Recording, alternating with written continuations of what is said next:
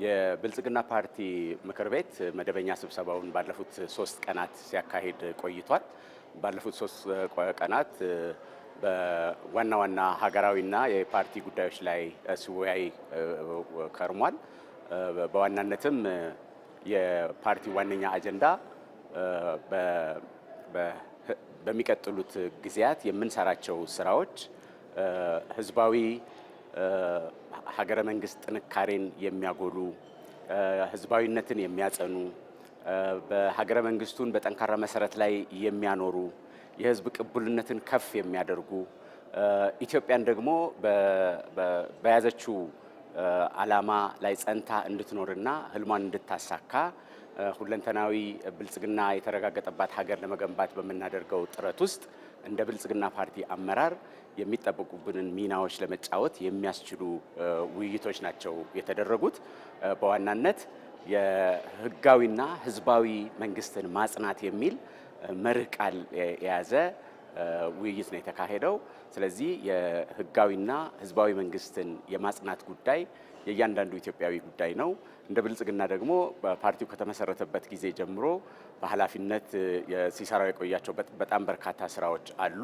የሀገረ መንግስት ሂደታችን ህጋዊ፣ ህዝባዊ፣ የጸና እና ለመጪው ትውልድ የሚተላለፍ ጠንካራ ሀገርን የመገንባት ጉዞ ስለሆነ ይህንን በማሳካት ሂደት ውስጥ ደግሞ የምንሰራቸው ስራዎች በሙሉ ስርዓትን ለማጽናት ጠንካራ መንግስት ለመገንባት እና ለዚህና ለመጪው ትውልድ የምትሆን ኢትዮጵያን ለመገንባት የሚያስችል ስራ ሰርተን እንዴት ኢትዮጵያን ጠንካራ መሰረት ላይ እናኖራለን፣ እንዴት ኢትዮጵያን እናጸናለን የሚል መሰረት ላይ የቆመ ውይይት ነበር ማለት ነው የተደረገው። ብልጽግና ፓርቲ እንግዲህ ከተመሰረተ አንድ ሀገራዊ ምርጫ ነው ያደረገው። ይሄ ግንቦት ላይ የሚካሄደው 2ኛው ነው።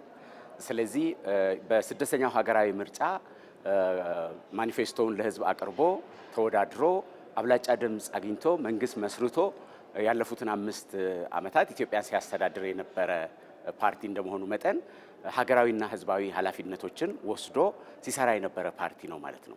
ከዚህ አንጻር የሰራቸውንና ያሳካቸውን ጉዳዮች በ4 ዋና ዋና ጉዳዮች ከፋፍለን ማየት እንችላለን። የመጀመሪያው ኢትዮጵያን በጽኑ መሰረት ላይ የማቆም የሀገረ መንግስት ግንባታ ጉዳይ ነው። ይሄ በጣም ወሳኝ ነው። ኢትዮጵያ ጠንካራ ሀገር መሆን አለባት። ማንም የማይነቀንቃት ሀሳቦቿን በራሷ ማሳካት የምትችል ሉዓላዊነት ያላት ጠንካራ ሀገረ መንግስት ሆና እንድትቀጥል የማድረግ ስራ ብልጽግና ፓርቲ ተረክቦ ባለፉት 5 ዓመታት ሲሰራ ቆይቷል። ከዚህ ጋር በተያያዘ የመጀመሪያው የተሰራው ስራ ህብረ ብሔራዊ አንድነትን ህብረ ብሔራዊ ኢትዮጵያዊ አንድነትን የማጠናከርና የማጽናት ስራ ነው። ይሄ በተሳካ ሁኔታ እየሄደ ያለ ስራ ነው ብለን ነው የምናየው።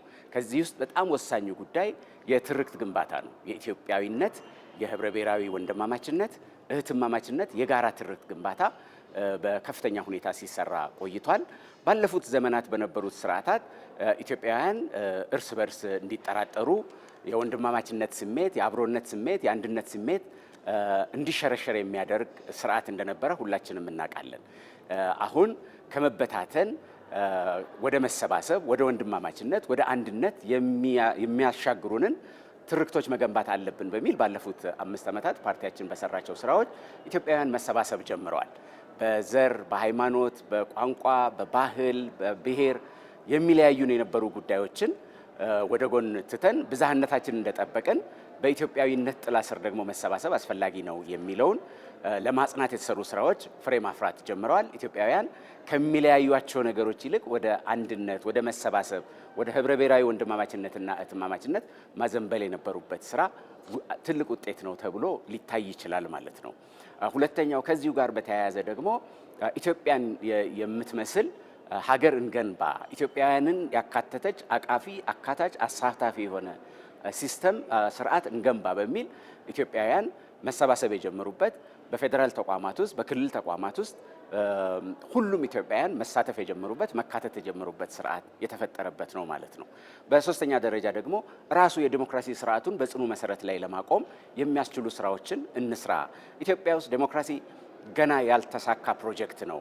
ኢትዮጵያ በዲሞክራሲ ውጤታማ ከመሆን አንፃር በጣም ብዙ ስራ ይቀራታል የሚለውን ኃላፊነት ፓርቲያችን በመውሰዱ ምክንያት ባለፉት ጊዜያት ለዲሞክራሲ ምቹ ስነ ምህዳር እንፍጠር፣ የተለያዩ ሀሳቦች የሚካተቱበት፣ ፓርቲዎች በነጻነት የሚንቀሳቀሱበት፣ ሀሳባቸውን ለህዝብ አቅርበው የህዝብን ይሁንታ ካገኙ ደግሞ ወደ መንግስት ስርዓት የሚመጡበትን የተመቸ የህግ ስርዓትና እሳቤ እንፍጠር በሚልም ባለፉት ዓመታት የተሰሩ ስራዎች ስኬታማ ነበሩ ብሎ መናገር ይቻላል። ስለዚህ ከሀገረ መንግስት ስርዓት ግንባታ አንፃር አበረታችና ለሚቀጥሉ ስራችን ተስፋ የሚሰጡ ስራዎች ተሰርተዋል ብሎ መናገር ይቻላል። ከኢኮኖሚ አንፃርም በጣም በርካታ ስራዎች የተሰሩበት ስኬትም የተመዘገበበት ነው ብለን መናገር እንችላለን። በአጠቃላይ በምናይበት ጊዜ ብልጽግና ፓርቲ ወደ ኃላፊነት በመጣበት ጊዜ ኢኮኖሚው በጣም በከፍተኛ መንገዳገድ ውስጥ የነበረበት ወቅት እንደመሆኑ ይታወቃል። ማክሮ ኢኮኖሚ መዛባቱ፣ የውጭ ምንዛሪ ጫናው፣ የንግድ ሚዛን መዛባቱ እና የገቢ ማነስ እና የገቢና የወጪ አለመመጣጠን፣ የኑሮ ውድነቱና የመሳሰሉት በጣም ከፍተኛ ችግር እንደነበሩ ይታወቃል። ብልጽግና ፓርቲ ይሄን ኃላፊነት ከወሰደበት ጊዜ ጀምሮ ሀገር በቀል የኢኮኖሚ ሪፎርም በመተግበር ሁለት ተከታታይ ሪፎርሞችን በመተግበር ኢኮኖሚውን ከአዘቅት በማውጣት ወደ ትክክለኛ መስመር እንዲገባ የማድረግ ስራ ተሰርቷል። በማክሮ ኢኮኖሚው ረገድ የተወሰደው እርምጃና የመጣው ለውጥ ብቻ ሳይሆን ደግሞ በሴክተሮችም የመጣው ለውጥ የሚበረታታ ነው ማለት ነው። ለምሳሌ በግብርናው ዘርፍ የመጣው ለውጥ በሀገራችን የሚመረተው ምርትም ተደራሽነቱም እንደገና ደግሞ በምግብ እህል ራስን ከመቻል አንፃርም የተሰሩ ስራዎች እጅግ በጣም አበረታች ናቸው ብሎ መናገር ይቻላል። ከዚህ አንፃር ኢትዮጵያ በግብርናው ዘርፍ የምግብ ዋስትናን ለማረጋገጥ በጣም ከፍተኛ ስራዎች ተሰርተዋል። ውጤትን መመዝገብ ጀምሯል። ከውጭ የሚገቡ የግብርና ምርቶችን በሀገር ውስጥ ምርት ለመተካት የተሰራው ስራ በጣም በዓለም አደባባይም የተመሰከረለት ነው። ከስንዴ ምርት አንፃር አይታችሁ እንደሆነ በስንዴን ከውጭ ሀገር የምታስገባ የነበረች ሀገር በስንዴ ምርት ራሷን ወደ መቻል ያደገችበት መሆኑ ይታወቃል። እሱም ብቻ ሳይሆን የግብርና ምርቶችን ወደ ውጭ መላክ የጀመርንበት እና በዓለም ገበያ ተወዳዳሪ መሆን የጀመርንበት መሆኑ ይታወቃል ማለት ነው። በተለይም እንደ ቡናና የቅባት እህሎች የመሳሰሉት ወደ ውጭ መላክ የተጀመረበት ለመጀመሪያ ጊዜ በኢትዮጵያ ታሪክ ኢትዮጵያ ስንዴን ለውጭ ገበያ ማቅረብ የቻለችበት ጊዜ ነበር ብሎ መናገር ይቻላል። ስለዚህ የግብርናው ዘርፍ የምግብ ዋስትናን ከማረጋገጥ ባሻገር ከውጭ የሚገቡ ምርቶችን በሀገር ውስጥ የማምረት ወደ ውጭ የመላክ እና የምግብ ሉዓላዊነትን የማረጋገጥ ስራዎችም የተሰሩበት ነው ብሎ መናገር ይቻላል ማለት ነው። እሱ ብቻ ሳይሆን ከግብርናው ባሻገር በአረንጓዴ አሻራ ባለፉት 5 ዓመታት ኢትዮጵያ እውቅና ያገኘችበት፣ ኢትዮጵያን አረንጓዴ ማልበስ የተቻለበት፣ ለአየር ንብረት ለውጥ የማይበገር ኢኮኖሚን እውን ማድረግ የተቻለበትና በዓለም ደረጃም እውቅና ያገኘንበት ነው ማለት ይቻላል። ከዚህም በተጨማሪ ባለፉት 5 ዓመታት በኢኮኖሚው በረገድ የተተገበሩ ኢኒሼቲቮች እንደ ስንዴ ኢኒሼቲቭ፣ የሌማት ትሩፋት ኢኒሼቲቭ እና የመሳሰሉትም በአጠቃላይ ሲታይ ኢትዮጵያ በግብርና ምርት ራሷን የምትችል የምግብ ሉዓላዊነቷን ማረጋገጥ የምትችል ሀገር መሆኗን ያየንበት ነው። በኢንዱስትሪው ዘርፍም በተለያየ መንገድ የተሰሩ ስራዎች በተለይም ኢትዮጵያ ታምርት ብለን የጀመርናቸው ፕሮግራሞች ኢንዱስትሪዎቻችን ከውጭ ይገቡ የነበሩ ምርቶችን በመቀነስ በሀገር ውስጥ ምርቶች መተካት የተቻለበት፣ በኢትዮጵያዊነት ስሜት በሀገር ውስጥ የሚመረቱ ምርቶችን መጠቀም የተቻለበት፣ ትላልቅና ግዙፍ ኢንዱስትሪዎች ወደ ሀገራችን መምጣት የተለመደበት የተጀመረበት እና በአጠቃላይ ኢትዮጵያ ለግብርና ብቻ ሳይሆን ለኢንዱስትሪ ምቹ ሀገር መሆኗን የተመሰከረበት የታየበት ነበረ ብሎ መናገር ይቻላል። በቱሪዝም ዘርፍም የታዩ ለውጦች በጣም በርካታ ናቸው። የኢትዮጵያን የቱሪዝም ሀብቶች የመግለጥ እና የማሳደግ የማልማት በፊት የነበሩትንም ደግሞ የማደስና ለዓለም ገበያ የማቅረብ ስራ በጣም በርካታ ውጤት የተገኘበት ነው። በገበታ ለሸገር ብለን የጀመርነው ገበታ ለሀገር ገበታ ለትውልድ እያለ ሄዶ በበርካታ የኢትዮጵያ አካባቢዎች ያሉ የቱሪስት መዳረሻዎችን የአዲስ የመገንባት የነበሩትን የማደስና ለዓለም ገበያ የማቅረብ በዚህም ኢትዮጵያ በዓለም ላይ በቱሪዝም እድገት በጣም ከፍተኛ እድገት ማስመዝገብ የቻለችበት የዓለም ቱሪስቶችንም ቀልብ መሳብ የጀመረችበት ነበረ ብሎ መናገር ይቻላል። አራተኛው በማዕድን ዘርፍም በጣም ከፍተኛ ውጤት የተመዘገበበት ነው። ከመሬት በታች ፈጣሪ የሰጠንን ሀብት ተጠቅመን ማደግ መለወጥ እንደምንችል የኢኮኖሚያችን ምሰሶ አድርገን መጠቀም እንደምንችል የታየበት ጊዜ ነበረ ማለት ነው ያለፈው 5 ዓመት የብልጽግና የአመራር ዘመን።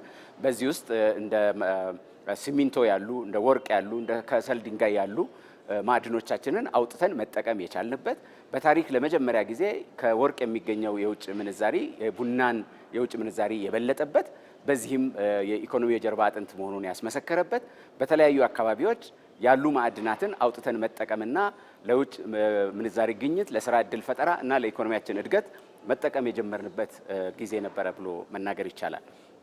ሌላው ከኢኮኖሚ ዘርፍ ዲጂታል ኢትዮጵያንም ማየት ይቻላል። ዲጂታል ኢትዮጵያ ወደ ዲጂታሉ ዓለም መሸጋገር የጀመረችበት ዘመን ነው። ዲጂታል ፋይናንሱን ማየት ይቻላል። ለመጀመሪያ ጊዜ በኢትዮጵያ ታሪክ በዲጂታል አማካይነት የሚደረገው የገንዘብ ልውውጥ በካሽ ከሚደረገው የገንዘብ ልውውጥ የበለጠበት ባለፉት 5 ዓመታት ሰው በየአደባባዩ ገንዘብ ቆጥሮ መረካከብ የቀረበት በዲጂታል አማራጭ ሰዎች ግዢ መፈጸም ክፍያ መፈጸም የጀመሩበት የዲጂታል ፋይናንስ ዘመን ብሎ መናገር ይቻላል። ኢትዮጵያ ወደ ዲጂታል ዓለም የዲጂታል አገልግሎቶች የዲጂታል አይዲ ፕሮግራም የ5 ሚሊዮን ኮደሮች ፕሮግራም በአጠቃላይ በዲጂታል የሚሰጡ አገልግሎቶች ከወረቀት ወደ ዲጂታል ዘመን መሻገር የጀመርንበት ዲጂታል ኢትዮጵያ 2025ንም ያሳካንበት ዘመን ነበረ ብሎ መናገር ይቻላል ማለት ነው። ስለዚህ በአጠቃላይ ስናይ በእነዚህ ዘርፎች ኢትዮጵያ ውጤት ያስመዘገበችበት 5 ዓመት ነበረ ብለን መናገር እንችላለን። ከነዚህ 5 ዘርፎች በተጨማሪ ደግሞ በከተማ ልማት የኢትዮጵያ ከተሞች ማንሰራራት የጀመሩበት አዲስ አበባ ብቻ ሳይሆን ትላልቅ የሚባሉ መካከለኛ የሚባሉ የኢትዮጵያ ከተሞች ዳግም ትንሳኤ ዘመን ነበረ ማለት ይቻላል። አዲስ አበባን፣ ጅማን፣ ባህር ዳርን፣ ጎንደርን፣ ጅጅጋን፣ ድሬዳዋን፣ ሐረርን ሌሎች ከተሞችንም ማየት ይቻላል። ከተሞቻችን እንደገና ተወለዱ የምንልበት ዘመን ነበረ። ለነዋሪ ምቹ የኢኮኖሚ እንቅስቃሴ ያላቸው ጽዱ፣ አረንጓዴና የሰውን ሕይወት የሚያለመልሙ ከተሞች ማየት የጀመርንበት ጊዜ ነበር ማለት ይቻላል። እሱ ብቻ ሳይሆን በጉባ በስራቶች ብለን የጀመርናቸው ሜጋ ፕሮጀክቶቻችንም ከኢኮኖሚው ዘርፍ የሚታዩ ናቸው።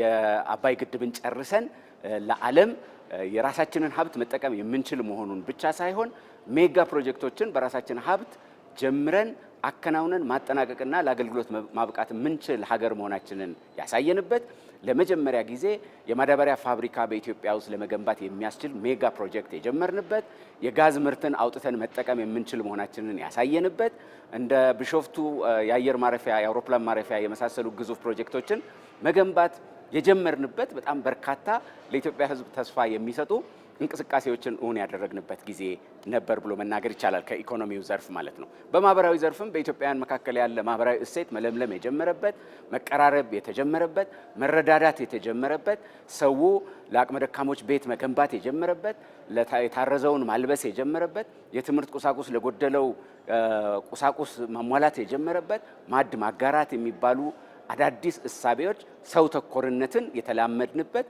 እኛ ከብሔር ባሻገር ከሃይማኖት ባሻገር ከማንነት ባሻገር በኢትዮጵያዊነት ብቻ የምንሰባሰብ የምንረዳዳ የምንተጋገዝ መሆናችንን ለዓለም ያሳየንበት ሰው ተኮር ስራዎች የተሰሩበት ዘመን ነበር ብሎ መናገር ይቻላል። ያለፉት 5 ዓመታት በትምህርት ለትውልድ ፕሮግራማችን የጀመርናቸው በጣም በርካታ ትምህርት ቤቶች በህዝቡ አስተዋጽኦ ተገንብተው ለህፃናት መማሪያነት የበቁበት አዳዲስ ትምህርት ቤቶች የተገነቡበት ተጨማሪ መማሪያ ክፍሎች የተገነቡበትና ትውልድን ለመገንባት የሚያስችሉ የትምህርት መሰረተ ልማቶች የተገነቡበት ዘመን ነበረ ማለት እንችላለን። የወጣት ማዘውተሪያዎች፣ ለህፃናት የሚሆኑ መጫወቻ ቦታዎች የአሁኑን ትውልድ ብቻ ሳይሆን መጪውን ትውልድም ታሳቢ ያደረጉ አካታችና አሳታፊ የልማት ስራዎች የተሰሩበት ነበር ማለት ይቻላል። በዲፕሎማሲው መስክም በጣም በርካታ የልማት የዲፕሎማሲና የውጭ ግንኙነት ስራዎች የተሰሩበት ነው። የኢትዮጵያ ዲፕሎማሲ በዓለም አደባባይ ማንሰራራት የጀመረበት፣ የኢትዮጵያ ብሔራዊ ጥቅም ከፍ ብሎ መታየት የጀመረበት፣ በአጠቃላይ በምናይበት ጊዜ የጎረቤት ሀገሮችን መሰረት አድርጎ የሚከናወነው የዲፕሎማሲያችንና የውጭ ግንኙነት እንቅስቃሴያችን ወደ ሌሎች ሀገራትም ከፍ ብሎ ገቢር ነበብ በሆነው እሳቢያችን በዓለም ላይ ብሔራዊ ጥቅማችንን ማስከበር የምንችል በዓለም ላይ ቀና ያልን ኩሩ የሆን ህዝቦች መሆናችንን ያሳየንበት የሁለቱን የውሃዎች ምስጢር በአጀንዳነት ለዓለም አደባባይ አቅርበን ቅቡልነት ያገኘንበት የአባይ ግድብን እንዳንገነባ እንዳንጠቀም በተፈጥሮ ሀብታችን እንዳንለማ ሲደረግብን የነበረውን ጫና እና ሰንሰለት በጥሰን የወጣንበት እና የአባይ ግድብን በራሳችን ሀብት ገንብተን አጠናቀን ኤሌክትሪክ እንዲያመነጭ አድርገን በዓለም ላይ የራሳችንን ሀብት ለመጠቀም የማንም ይሁንታ ማያሻን ህዝብ መሆናችንን ያሳየንበት ከሱም ባሻገር ደግሞ እኛ ኢትዮጵያውያን የባህር በር ይገባናል፣ የባህር በር የሚገባን ደግሞ ስለሚገባን እንጂ በችሮታ በስጦታ እንዲሰጠን አይደለም። ትልቅ ህዝብ ነው። ጂኦ ስትራቴጂው በጣም ወሳኝ በሆነ ቦታ የሚገኝ ህዝብ ነው። ነበረን፣ ያ ክብር ነበረን፣ ያ ሀብት ነበረን። ስለዚህ ያ ክብራችን የሚገባን ብሔራዊ ጥቅማችን ሊመለስልን ይገባል ብለን ለዓለም አደባባይ አቀርበን አጀንዳው ቅቡልነት ያገኘና የባህር በር ባለቤት መሆናችን በማያጠራጥር ሁኔታ የሚመለስ ጉዳይ መሆኑን በአጀንዳ ያሰረጽንበት ዘመን ነበረ ማለት ይቻላል። በዓለም አቀፍ ተቋማት ውስጥም ተሳትፏችን እና ቦታችን ከፍ ያለበት ብሪክስን የመሰሉ ቦታዎች ላይ መሳተፍ የቻልንበት እና አባል የሆንበት የዓለም የንግድ ድርጅት አባል ለመሆን በጣም ስኬታማ ጉዞ የጀመርንበት ስለዚህ በዓለም ዲፕሎማሲ ውስጥ የሚገባንን ክብርና ቦታ ለማግኘት የሚያስችል ቁመና የተጎናጸፍንበት ዘመን ነበር ብሎ መናገር ይቻላል ማለት ነው። ስለዚህ ያለፉት 5 ዓመታት በአጠቃላይ ስናየው የስኬት የልማት የእድገትና የመለወጥ ዘመናት ነበሩ ማለት ይቻላል። እኛ እንደ ብልጽግና ፓርቲ መጪውን 7ኛ ጠቅላላ ምርጫ የምንመለከተው እንደ አንድ ፓርቲ አይደለም። ይህንን ጠቅላላ ምርጫ የምንመለከተው እንደ ኢትዮጵያ ነው የምንመለከተው። እንደ ፓርቲ አብላጫ ድምፅ አግኝተን መንግስት እንመስርት እንጂ የተሸከምነው ኃላፊነት ኢትዮጵያን የማሻገር ኃላፊነት ነው። ኢትዮጵያን የማሻገር ኃላፊነት ደግሞ ሀገረ መንግስቱን የማጽናት ኃላፊነት ነው። የኢትዮጵያን ሰላም፣ የኢትዮጵያን ብልጽግና፣ የኢትዮጵያን ልዕልና፣ የኢትዮጵያን ክብር የማስቀጠልና የማጽናት ኃላፊነት ነው። ስለዚህ ይህ ቀጣዩ ምርጫ የኢትዮጵያን ጥንካሬ፣ የኢትዮጵያን ክብር፣ የኢትዮጵያን ቦታ የማስጠበቅና ጠንካራ ሀገረ መንግስት እንዲኖረን የማድረግ ጉዳይ ስለሆነ እንደ ፓርቲ በምርጫውን ለማሳካት በመናደርገው ሂደት ውስጥ የምንመለከተው እንደ ፓርቲ አሸንፎ አብላጫ ድምፅ አግኝቶ መንግስት የመመስረት ኃላፊነት ብቻ ሳይሆን ከዛ ከፍ ያለ አጀንዳ ከዛ ከፍ ያለ ኃላፊነትና አደራ አድርገን ነው የምንመለከተው። ምክንያቱም ኢትዮጵያ ገና በጣም በርካታ ስራ የሚጠይቅ ሀገረ መንግስት ነው። ኢትዮጵያን የመሰለው ሀገረ መንግስት ደግሞ መጽናት ያለበት በህግና በህዝባዊነት ነው። ስለዚህ ህጋዊነትና ህዝባዊነት እጅግ በጣም ወሳኝ ነገሮች ናቸው። ህጋዊነትና ህዝባዊነት የሌለው ስርዓት ሊጸና አይችልም። ያልጸና ስርዓት ደግሞ እኛ ብቻ ሳይሆን የሚቀጥለውን ትውልድ ዋጋ የሚከፍልበት ነው የሚሆነው። ስለዚህ መጪው ሀገራዊ ምርጫ ኢትዮጵያን የምናጸናበት የምናጠናክርበትና ለዚህኛው ትውልድና ለመጪው ትውልድ የለማች ሰላሟ የተጠበቀ ብልጽግናዋ የተረጋገጠ ሀገር የማስረከብ ጉዳይ አድርገን ነው የምንመለከተው። ስለዚህ የኢትዮጵያ ጠቅላላ ምርጫ የኢትዮጵያ ህዝብና የኢትዮጵያ ሀገረ መንግስት አጀንዳ ተደርጎ መሳል አለበት። የብሔራዊ ጥቅም ጉዳይ ተደርጎ መሳል አለበት። ኢትዮጵያ ምርጫ የምታደርገው በቤቷ ነው። በህዝቦቿ ይሁንታ፣ በህዝቦቿ ተሳትፎ ነው የምታደርገው። ስለዚህ ይሄ ብሔራዊ አጀንዳ ነው። የብሔራዊ ጥቅም ጉዳይ ነው። ሀገራዊ ጉዳይ ነው። የአንድ ፓርቲ አይደለም። የተወሰኑ ግለሰቦች አይደለም። የተወሰኑ አመራሮች አይደለም። የ100 ሚሊዮኖች የኢትዮጵያ ህዝብ አጀንዳ ተደርጎ እንዲሳልና ይህን የማሳካት ጉዳይ ደግሞ እኛ ኢትዮጵያውያን የምናሳካው ጉዳይ እንዲሆን አድርገን ከፍ አድርገን ማሳካት አለብን፣ እውን ማድረግ አለብን የሚለውን ታሳቢ አድርገን ነው እየተዘጋጀን ያለ ነው። ስለዚህ የዝግጅቱ የአንድ ፓርቲ ዝግጅት ሳይሆን የሀገረ መንግስት ደረጃ ያለው ዝግጅት ነው ማለት ነው። ምክንያቱም ኢትዮጵያ በምስራቅ አፍሪካ የምትገኝ በጣም እጅግ በጣም ወሳኝ ቦታ ላይ የምትገኝ ሀገር እንደመሆኗ ወዳጅም አላት፣ ክብሯንና ሰላሟን የማይፈልጉ ኃይሎችም አሏት። ክብሯን ሰላሟንና መረጋጋቷን የማይፈልጉ ሀገራት እና ኃይሎች ኢትዮጵያ ህጋዊና ህዝባዊ መንግስት እንዳይኖራት በተከታታይ ይሰራሉ። ኢትዮጵያውያን እኛ ኢትዮጵያውያን ሌላ ሀገር የሌለን አንድ እናታችን ኢትዮጵያ የሆነች እኛ ደግሞ ህጋዊና ህዝባዊ የሆነ ሀገረ መንግስት እንዲኖረን እንፈልጋለን። ያኔ ማሳካት ጉዳይ ነው። የአንድ ፓርቲ ጉዳይ አይደለም። የአንድ ቡድን ጉዳይ አይደለም። የአንድ መሪ ጉዳይ አይደለም። የተወሰኑ የፖለቲካ ኃይሎች ጉዳይ አይደለም። ኢትዮጵያን የማስቀጠል ጉዳይ ነው። ይህ ለህዝቡ በጣም ትልቅ ትርጉም ነው ያለው። እኛም ዝግጅት የምናደርገው በዛ ደረጃ ነው። ለህዝቡ ህዝብ ሉዓላዊ የስልጣን ባለቤት መሆኑን የሚያሳይበት ህዝብ ስልጣን ከማንም የሚሰጥ ሳይሆን ከራሱ ከህዝቡ የሚመነጭ ይሁን ብሎ አምኖ ፈቅዶ በገዛ ፈቃዱ ለሚመራው አካል ኃላፊነትንና አደራን አሳልፎ የሚሰጥ ስርዓት መሆኑን የሚታይበት ነው ምርጫ። ስለዚህ በህገ መንግስት ላይ ብቻ ሳይሆን በህሊናም በአጠቃላይ ሀገረ መንግስት የሚባለው ጉዳይ ስናይም የኢትዮጵያ ፌዴራላዊ ዴሞክራሲያዊ ሪፐብሊክ መንግስት ብለን የምናየው ሀገረ መንግስትም ከህዝብ በሚመነጭ ይሁንታ የሚመሰረት መንግስት ማለት ነው።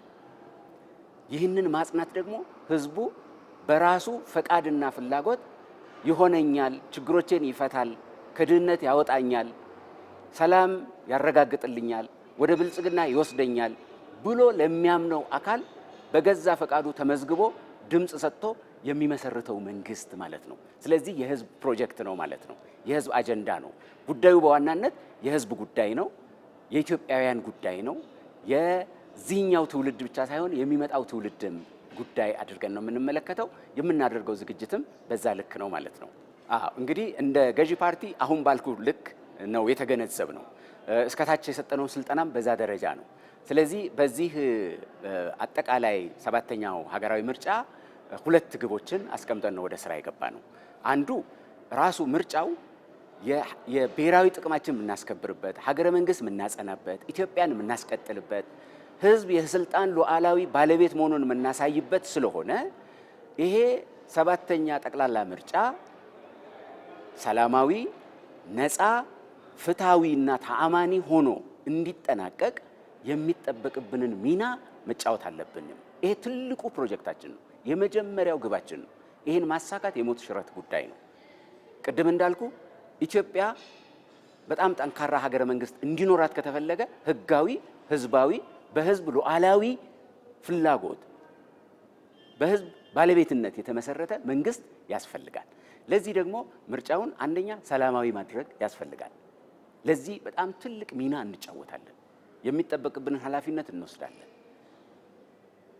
ምርጫው ነፃ መሆን አለበት። ያለማንም ጫና፣ ያለማንም ተጽዕኖ ዜጎች ወጥተው ለመራጭነት የሚመዘገቡበት፣ የምርጫ ዕለት ሲደርስ ደግሞ ያለማንም ጫና፣ ያለማንም ጣልቃ ገብነት፣ ያለማንም ተጽዕኖ ድምጻቸውን ለሚፈልጉት የፖለቲካ ፓርቲ የሚሰጡበት እና ውጤቱንም ደግሞ የፖለቲካ ፓርቲዎቹ በጸጋ የሚቀበሉበት ስርዓት እንዲሆን ማድረግ እጅግ በጣም ወሳኝ ነው። ህዝብን ማክበር ነው። ትውልድን ማክበር ነው። ሀገርን ማክበር ነው።